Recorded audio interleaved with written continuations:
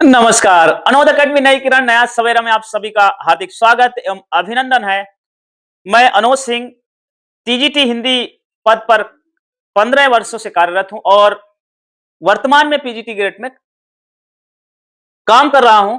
और एक पिछला हमने एक वीडियो बनाया था जिसमें किसी हमारे जानने वाले मित्र ने उन्होंने पेपर दिया और उसका जो निर्देश था उस निर्देश में हिंदी का जो निर्देश था उसमें कुछ और था और इंग्लिश के निर्देश में कुछ और था।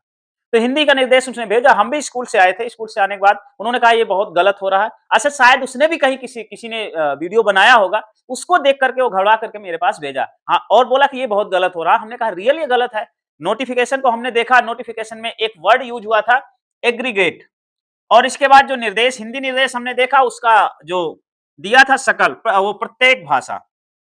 तो ये इंग्लिश में ये एग्रीगेट लैंग्वेज कर रखा था, इसमें प्रत्येक भाषा कर रखा था। तो जो हिंदी का इसका जो मीनिंग निकलता है उसी बेस पे हमने बताया कि इसके छात्रों के साथ क्या दिक्कतें आ सकती, क्या समस्याएं आ सकती। देखो, आप सामाजिक सदस्य हो और समाज का सबसे जो सही व्यक्तित्व होता है वो होता है अध्यापक। अध्यापक के शब्दों की एक गरिमा होती है। तो ध्यान रखिएगा, हमने देखा कि इंग्लिश में जो एग्रीगेट लिखा था, नोटिफिकेशन में भी यही वर्डिंग यूज हुई थी कि इसका माने जो है हमने गूगल ट्रांसलेट यदि किया हो गया तो सकल था, समस्त था, कुल था और समग्र था। इनमें से कोई एक भी शब्द बोर्ड को नहीं मिला, एक भी शब्द बोर्ड को नहीं मिला, और उसको मिला प्रत्येक शब्द। इसका हिंदी अनुवाद प्रत्येक लिखा। अब इस प्रत्येक की वजह से कई लोग ऐसे भी होंगे जिन्होंने इंग्लिश की तैयारी भी नहीं किया होगा, और उन्हें लगता है इंग्लिश में भी पास होना है, तो उसने 2 4 6 क्वेश्चन रिस्क लिए होंगे, उसके नंबर गलत होंगे और गलत हो गए होंगे तो क्वालिफाइंग से बाहर भी हुए होंगे।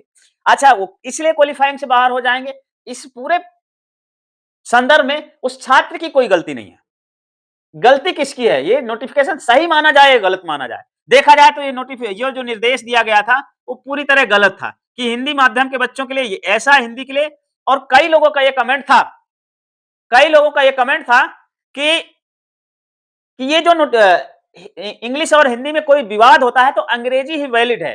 अंग्रेजी, ये दोस्तों, ये निर्देश जो आते हैं कि इंग्लिश वाला ही मान्य होगा, ये प्रश्नों के लिए था, और प्रश्नों के लिए इसलिए था यूपीएससी में जो है क्या कहते हैं लैंग्वेज का बहुत अंतर होता है। यूपीएससी ने यह निर्देश दिया था कि जो इंग्लिश में बनाया गया क्वेश्चन होगा वही मान्य होगा, इंग्लिश में जो बने हुए प्रश्न का जो मतलब मिलेगा वही हिंदी में माना जाएगा। और इसी लैंग्वेज के भेदभाव की वजह से हर साल यूपीएससी में पीटी एग्जाम में 2 4 क्वेश्चन जो है हिंदी मीडियम वालों के गलत हो जाते हैं, बिल्कुल गलत हो जाते हैं, क्योंकि यूपीएससी कहता हम इंग्लिश वाला सही मानेंगे। प्रश्न के संदर्भ में ये यूपीएससी का एक क्लियरिफिकेशन था कि जो इंग्लिश में लिखा गया, इंग्लिश में बना मूल प्रश्न है वही सही माना जाएगा। यहां निर्देश थे। अब निर्देश को बोर्ड ईएमआरएस ने जिसको भी दिया, सीबीएसई को दिया, उसको इतना भी नहीं समझ है कि इसका एक्चुअल अर्थ, मान लीजिए समस्त, समग्र, सकल, कुल ऐसे शब्दों का इस्तेमाल करते, फिर बच्चे नहीं समझते, कोई बात नहीं। मतलब यह है कि बोर्ड की गलती को कोई गलती नहीं मान रहा। अगर बच्चा थोड़ी सी गलती, अनुक्रमांक गोला करते भी ऐसे कोई गलती कर ले, इन 4 गोलों में कोई में ऐसा से छू गया तो कह रहा ना बच्चे की गलती है, ये बहुत छात्र ने बहुत बड़ी गलती की है, क्वेश्चन नेगेटिव कर दिया जाएगा। अगर उसने रोल नंबर भरते समय थोड़ी सी मिस्टेक कर दिया तो तुम बाहर। अगर आपने कोड भरते समय थोड़ी सी मिस्टेक हो गई तो आप बाहर। मतलब आपकी छोटी सी छोटी गलती का पूरा नतीजा क्या है? आप बाहर कर दिए जाते हो। और जब बोर्ड इतनी बड़ी गलती करे, इसका अनुवाद एग्रीगेट का प्रत्येक भाषा करे, इसके लिए बोर्ड दोषी नहीं है, इसके लिए हम दोषी हैं। इसके लिए हम दोषी हैं। यह ध्यान रखना है दोस्तों, ये इतनी बड़ी मिस्टेक निर्देश में नहीं होनी चाहिए थी। बहुत से बच्चे जो कंफ्यूज थे, जो बहुत से बच्चे अभी ग्रामीण पृष्ठभूमि के बच्चों के बारे में आप क्या समझते हो? सैकड़ों बच्चे हैं, हजारों बच्चे ऐसे हैं जिन्हें इंग्लिश देख के ही डर लगता है, वो अपना यहां से क्या कहते हैं हिंदी वाला ही पढ़ के निकल जाते हैं, और यही हिंदी सेक्शन निकल करके वो अपना निर्णय लेते हैं।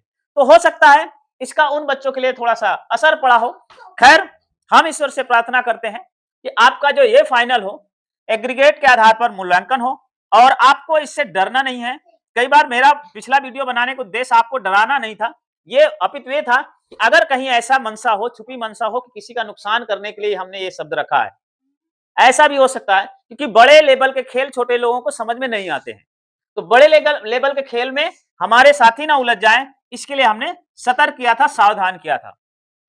आपका तैयारी अच्छी है, आपके सब्जेक्ट अच्छे हैं, आपका स्कोर अच्छा है, आपने मार्क्स अच्छे लाए हैं, तो बिना डरे आप मेहनत करते रहिएगा। ईश्वर चाहेगा तो आप जरूर सेलेक्ट होंगे, और सेलेक्ट ही नहीं होंगे, सेलेक्ट होने के बाद जिस भी क्षेत्र से आप चयनित होंगे वहां के लिए एक मिसाल बनेंगे, एक आशा की किरण बनेंगे, और एक ऐसा दीपक बनेंगे जिसकी रोशनी की लौ से उस समस्त क्षेत्र के निवासी प्रभावित होंगे, उनके बच्चों को आगे पढ़ने के लिए हौसला मिलेगा।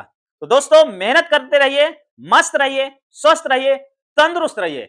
मिलते हैं अगले वीडियो में, तब तक के लिए जय हिंद, जय भारत,